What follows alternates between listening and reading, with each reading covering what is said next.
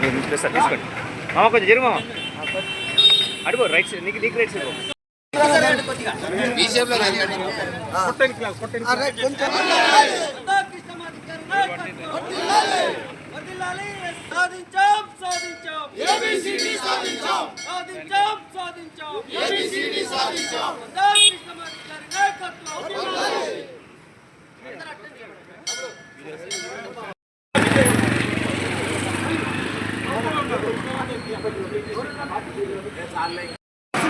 చూడండి, నాకే చూడండి.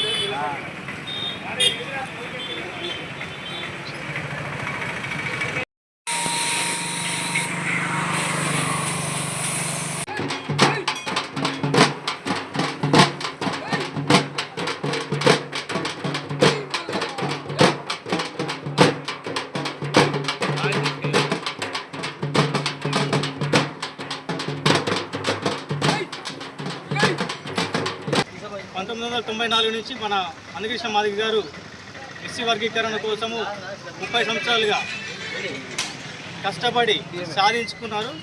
ఈ యొక్క వర్గీకరణ ఎవరైతే మాదిగ బిడ్డలు ఉన్నారో వాళ్ళందరికీ ఉద్యోగాలు, విద్య రూపంలో అందించే ఫలాలను మనకు అందించారు.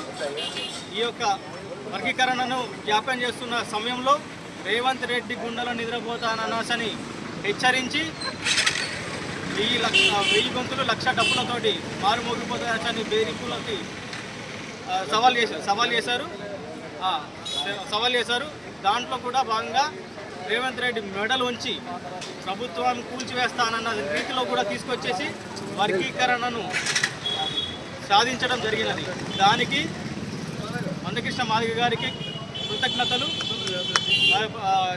సహకరించిన ప్రతి అందరికీ కూడా ఎంఆర్పిఎస్ చేసినటువంటి త్యాగఫలం ఈ 30 సంవత్సరాలలో నెరవేరిన సందర్భంగా ఈ భారతదేశంలో ఉన్నటువంటి ప్రతి మాదిగ బిడ్డ ఆశించదగ్గ విషయం.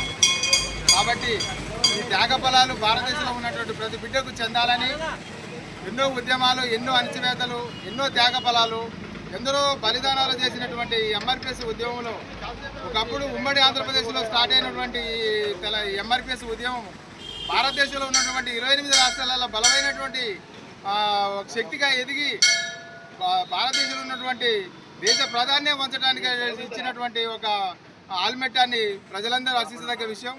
ఇలా భారతదేశంలో అన్ని రాష్ట్రాలలో ఇదే వర్గీకరణ ఫలాలు పొందే అవసరం ఈ రోజున అందరికీ ఉన్నది. కాబట్టి ఈ యొక్క త్యాగ ఫలాలు ఇవాళ తెలంగాణలో ఉన్నటువంటి ఈ త్యాగ ఫలాలలో మన రేవంత్ రెడ్డి గారు ఇచ్చినటువంటి మాట ప్రకారం, ఆయన అసెంబ్లీ సాక్షిగా ఇచ్చినటువంటి మాట ప్రకారం దాన్ని ఇవాళ మనకు వర్గీ ఫలాల అసెంబ్లీ సమావేశంలో మనకు ఆ బిల్లు పెట్టి పాస్ చేయడం జరిగింది. వారికి కూడా మన కృతజ్ఞతలు తెలియజేస్తూ ఈ డోర్నకల్ మండలంలో ఉన్న ప్రతి బిడ్డ ఎంఆర్పిఎస్ ఉద్యమకారుడిగా ప్రతి ఒక్కరు ప్రతి కుటుంబంలో ఉన్న చదువుకున్న ప్రతి బిడ్డని కూడా గొప్ప విద్యావేత్తగా తీర్చిదిద్ది వాళ్ళ యొక్క ఫలాలను అందరూ అందుకునే విధంగా చేయాలని ఈ అవకాశం ఇచ్చిన మా మండల అధ్యక్షుడి గారికి ధన్యవాదాలు తెలియజేస్తూ